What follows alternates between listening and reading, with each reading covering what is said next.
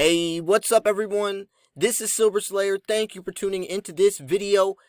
Man, oh man, is silver skyrocketing. We are definitely in a rally right now as prices are modestly higher, up to $18.26, up 2.56% on the day.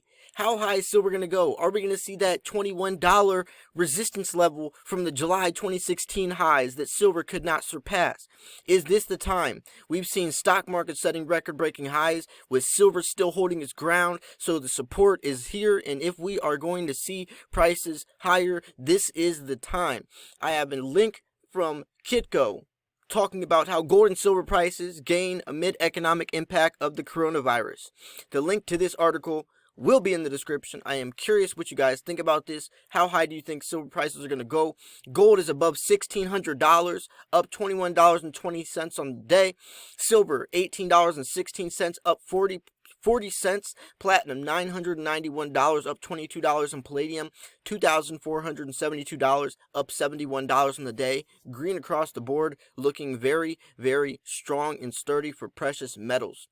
Gold and silver prices are up and hit two-week highs in early U.S. futures trading Tuesday on safe haven demand as the economic fallout of the coronavirus outbreak is starting to intensify.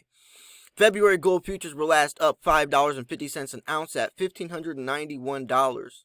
March COMEX silver prices were last up 18 cents at $17.91 an ounce. So since this article was written, it's drastically gone up. We're up about 50 cents above that. Asian and European shares were mostly lower overnight. U.S. stock indexes are pointed toward lower openings when the New York day session begins. Risk aversion is keener in the marketplace on this first trading day of the week for U.S. traders and investors following President's Day holiday Monday. The global marketplace is downbeat following news that Apple has issued a warning that says its first quarter sales will be lower than initially expected due to the coronavirus outbreak. That has slowed or halted the delivery of Apple's needed supplies coming from China. The rate of the daily spread of the illness has slowed to the lowest since January, reports said. Over 1,800 people have died in China from this illness. The global supply chain has been significantly impacted, as seen by the Apple sales miss news. Reports said over 730 million in China are still effectively quarantined, suggesting supply chain disruptions will continue as the world's second largest economy is presently crippled. In other overnight news, the closely watched German ZEW Economic Expectations Index dropped sharply in February to 8.7 versus the 26.7 in January. The coronavirus was directly blamed for most of the big decline in February. Wow. So coronavirus is definitely standing its ground. It's still getting worse. How many people they say were quarantined? 730 million in China are effectively quarantined. 700, almost a, that's absolutely incredible. That's seriously incredible. That's very bad. Like, I don't think people understand how severe that is. We don't live in China, so we probably don't understand the severity of it. It's kind of hard to imagine something that dire, that severe to be happening. But over there, I'm sure it's just an absolute train wreck, and that's devastating. 730 million in China are quarantined, and over 1,800 people have died. So the numbers are growing. So the key outside markets today see crude oil prices lower and trading around $51.25 a barrel. Meantime, the U.S. dollar index is slightly up and hit another multi-month high in early U.S. trading. So even though the dollar index is up, we still see gold and silver rallying. So gold and silver and platinum and palladium are definitely safe haven metals. They're alternatives to the dollar. Even when things like stocks or the dollar index is, competing against gold and silver, prices are still higher. That's how we know that there is some true value here. The U.S. economic data due for release Tuesday includes the Empire State Manufacturing Survey, the NAHB Housing Market Index, and Treasury International Capital data. So now we see the gold and silver charts. We can check them out right here as well. So Gold is at $1,605, silver at $18.26. You can see they both move these charts look almost exactly alike. You can see the dips and the big rallies, and it looks almost identical. So technically, the gold bulls have the firm overall near-term technical advantage and are restarting a 3-month-old price uptrend on the daily bar chart. Bulls' next upside price objective is to produce a close in April futures above solid resistance at the January high of $1,619. Bears' next near-term downside price objective is pushing futures prices below solid technical support at $1,565. First resistance is seen at the overnight high of $1,592.40 and then the January high of $1,598.50. First support is seen at the overnight low of $1,581 and then $1,575.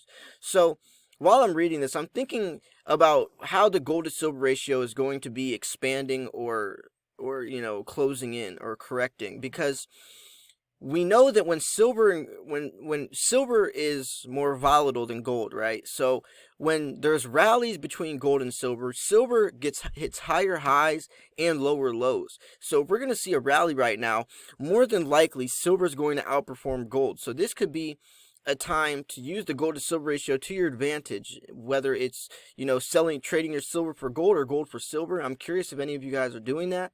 It's a way to earn free gold or free silver.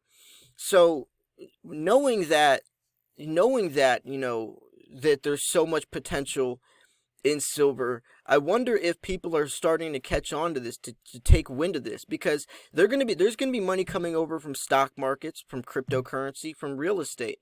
As precious metals gain attention, the demand is going to keep rising, especially from the physical frontier of it. And that's going to be important for silver's price later down the line as well, because that new money will then eventually hold.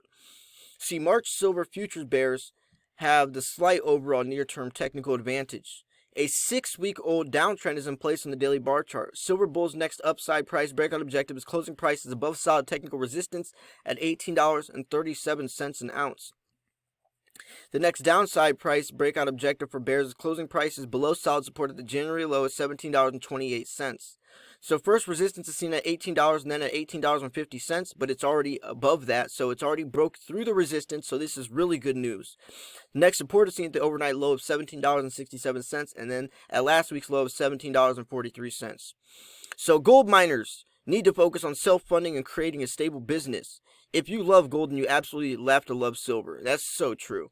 Gold is sharply up at daily highs above $1,600. The U.S. stock market sell off. So gold flexing muscles despite the strong U.S. dollar. That's what I'm talking about right there.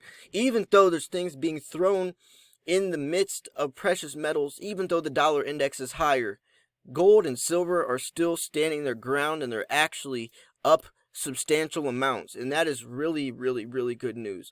I don't know whether you guys are bullish or if you think this is a false flag, but I'm definitely curious to see where this goes. I have a good feeling about this. We also have the 2020 presidential election coming up, the coronavirus, the U.S.-China trade negotiations. Everything is pointing towards gold and silver. Everything is pointing towards gold and silver. If you love gold, you have to love silver. Silver is has much more opportunity and much more potential with it. And I hope you guys are taking advantage of that, because right now could be the last times we see somewhat low silver prices. Who knows? This could be the last time we're seeing silver in this $17, $18 range before it starts to hit 20s. Trust me, once it breaks past that $21 high, that July 2016 high, I don't think we're ever going to see that the $17, $18, $19 silver anymore. Because once the supply and demand start taking effect, that's when things are going to take off. And we already know demand is going to be rising, especially as prices rise. So then the supply cannot meet the demand as silver's been, diminishing. So we're onto something. We're definitely onto something, and I think we're starting to find. Sorry about that. to knock something over. But I think we're starting to finally see the first signs of this, and I definitely think that this is going to play a huge role in silver's future, the longevity of the market. See, the longevity of the market, that's what we want. It could skyrocket to $25 tomorrow, but is it going to stay at $25? That's what we need to watch. We need to build some support lines. We need to build some resistance. We need to gain some momentum. There's going to be sell-offs. There's going to be some dips. There's going to be some buyback opportunities. But the whole point is that it's gradually moving upwards. So anyways, I hope you guys enjoyed that video. If you did, make sure to smash the like button. I'm curious where you guys think silver prices are headed. I'm definitely very bullish right now, but would not be surprised if a small sell-off did occur. So make sure you guys are also being aware of that as well. So thanks for tuning in. Link to this article will be in the description if you're going to check it out yourself. Smash the like button, subscribe for me because I do post daily videos. This was Silver Slayer. I'm out. Peace.